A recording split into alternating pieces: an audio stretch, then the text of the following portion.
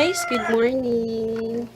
So, kanina is min-upload na ako na um yung vlog about doon sa kung paano makakatipid sa sa gamot. So, in-upload ko na kanina. So, may i-upload pa ako. Eto, i-upload ko to mamaya kasi konti lang yung vlog ko nung may ginagawa ako. So, yun. So, gusto ko lang mag-thank you sa lahat ng, yung last na, nung nagkasakit ako, kasi nagkasakit ako. Thank you sa lahat ng mga, ang tawag doon, mga concern dun sa aking pagkasakit. Maraming salamat at ako ay okay na. So, wala na akong iniinda na sakit. So, kahapon lang is nagpahilot ako dun sa aking likod kasi nga may bali ako sa likod. Bali talaga. Ano yung perfect word para doon? Basta may ko sa likod na pag tumanda ako, parang kukuba ako dahil parang may something na siya doon sa likod ko. So, kailangan ko siyang ipa-maintain na, kasi parang bali ko noon pa nung bata pa daw ako, parang hindi ko na, parang pinabayaan ko siya. So, yun. Pero, mare-repair naman daw siya. So, kailangan lang niya ako magbuhat-buhat ng mga masyadong mabigat. So, yun. So, maglalabas na lang ako ngayon ng bedsheet pero hindi pwede. So, yun. So, kahapon, yun nga. So, kung hindi ako pwedeng maligo. Hindi ako pwedeng maligo. So, magbibihis na ako ngayon. So, yun. So, meron akong mga tutupiin. Ayan. Tutupiin ko yan. Tapos ko nang i-ano yun sa Shopee yung iba. So, yun.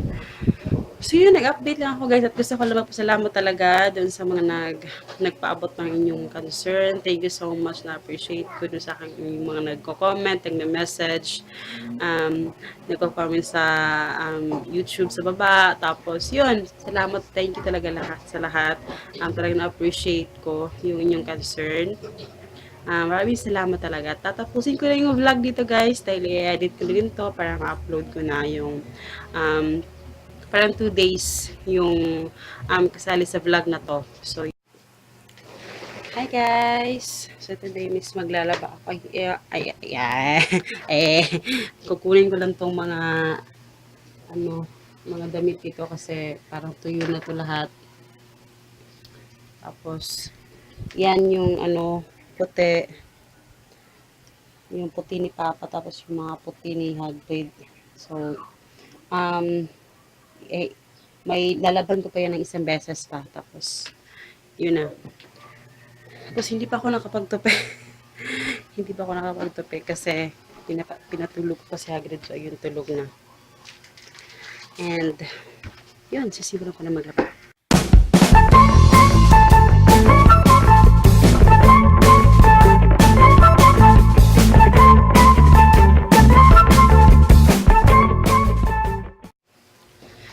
So, yan guys, tapos na akong maglaba.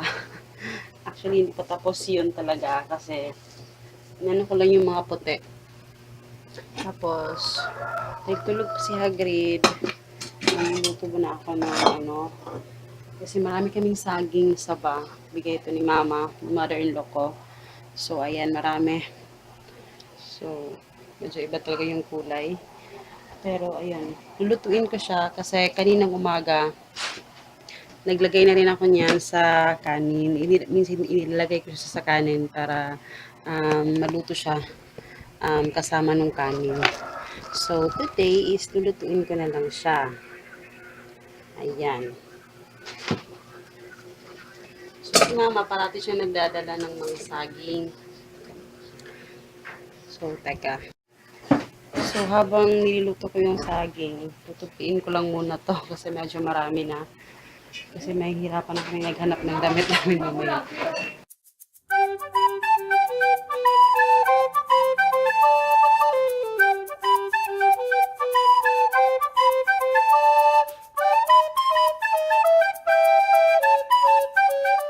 Hi guys! Hi guys, gabi na. So, hindi pa ako nakaligo.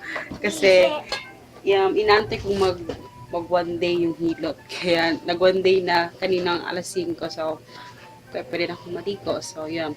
So, today is maghahapunan na. Paparating na din si Papa. So, nagluto. Actually, tapos na akong magsaing. Hindi actually hindi siya tapos, pero malapit na yan. Tapos, ang ano ko ngayon is yung piniritong isda. Fried fish. Ayan. So, inano ko muna kasi medyo matigas pa. Tapos, eto, mag-ano ko ng igigisa ko tong ano tawag dito? Kangkong. Chinese kangkong. So, eto, igigisa ko yan. So, tapos, eto naman, ito fried ko lang to.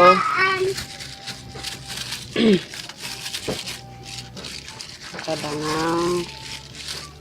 So, ito yung isda na binili namin sa ano.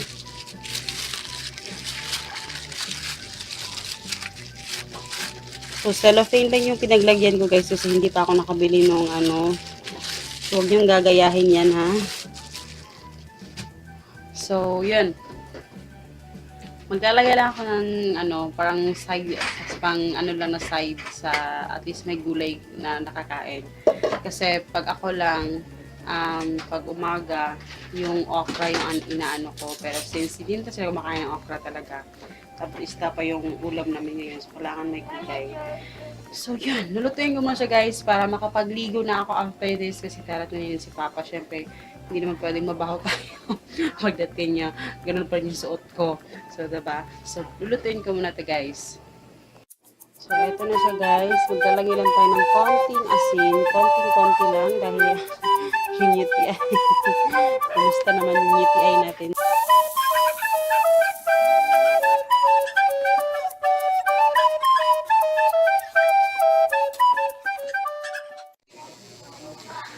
Hi guys! So tapos na akong maligo at actually hindi na ako nakapag-vlog at hindi na ako nakapag-ano sa inyo. Nakakain na kami kasi ang ingay ng aso. So yung dalawa ay nasa loob na sa pagdilim. Pa! So mag-good night na kami guys kasi medyo madilim na talaga siya. So family time muna kami. So good night muna guys and say Hi good night. guys. Good night. Bye-bye. Tapos hindi ko makita. Good night. Bye-bye. I love you. Hoy. so, so, ayun guys. Good night na and see you tomorrow. Bye-bye.